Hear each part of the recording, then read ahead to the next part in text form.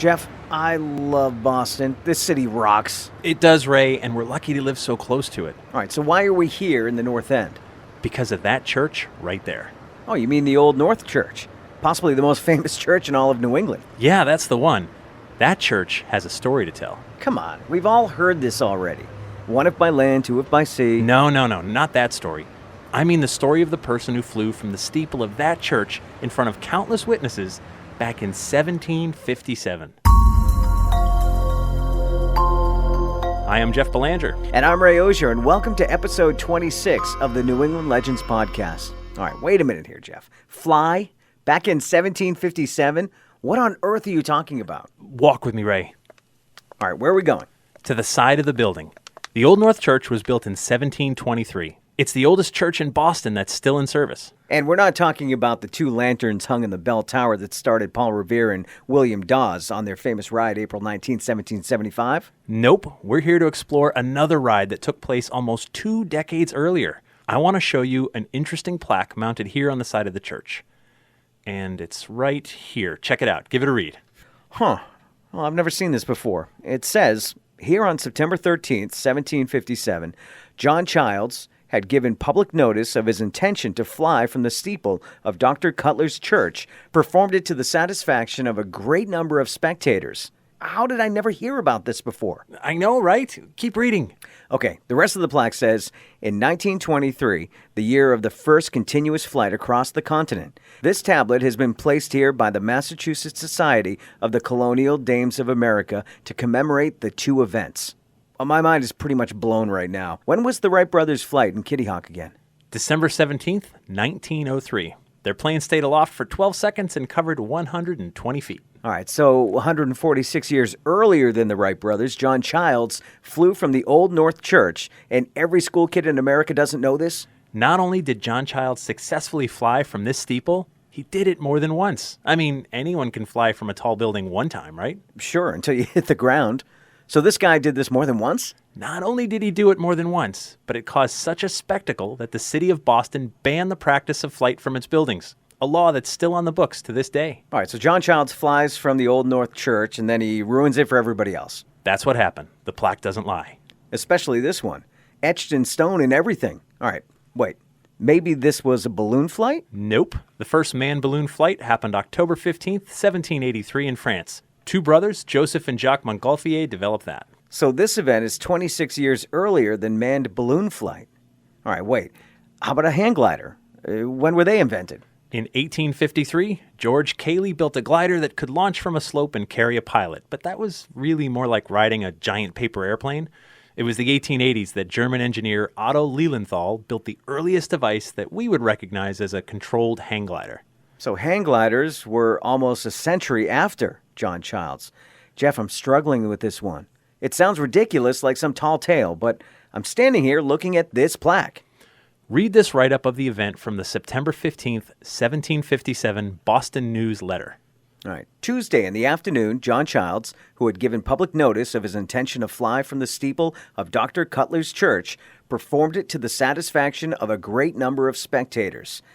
Okay, that sounds familiar. Right off the plaque Or here. the plaque took it from the newspaper account. All right, then it says, and yesterday in the afternoon, he again performed it twice.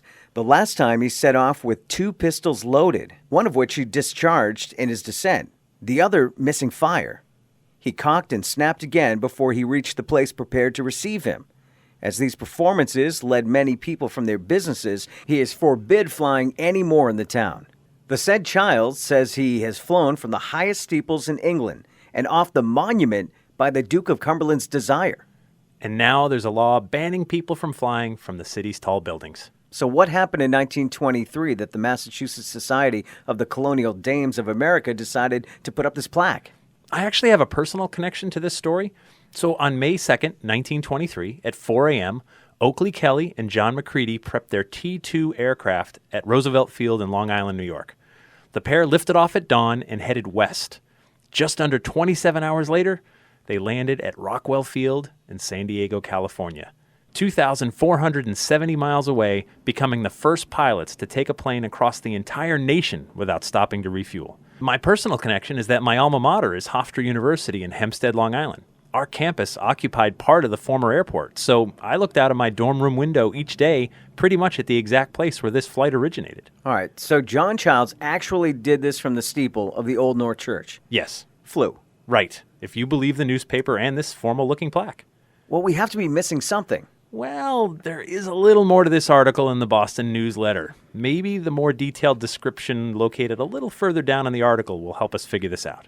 Okay, it says, it is supposed from the steeple to the place where the rope was fixed was about 700 feet upon a slope, and that he was about 16 and 18 seconds performing it each time. So there's a rope involved. Right. Our best guess is that John Childs, who had been dubbed the Flying Man of Boston, was a rope flyer. What the heck is a rope flyer? Okay, check out this William Hogarth engraving from the year 1733. Tell me what you see. All right. There's a castle-looking tower with a British Union Jack flag flying, and there's a guy on top of a rope that appears to be diving off the castle wall on a slant towards the ground. So rope flyers were these medieval daredevils who would secure a tight rope from a tall structure to a point on the ground.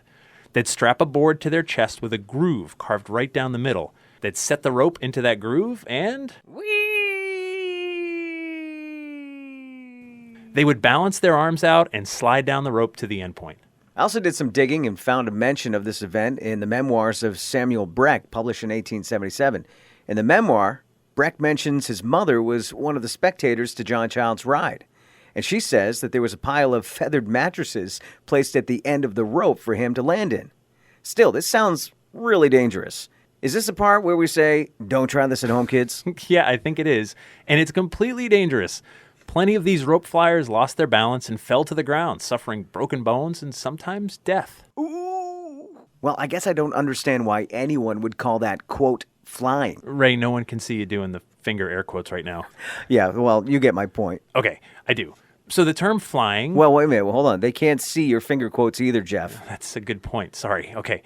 So the term flying wasn't earmarked for actual manned air travel until after the 1780s, when balloon flight grew in popularity. And so after that, the term flying no longer meant great speed on the ground, but a person leaving the surly bonds of Earth.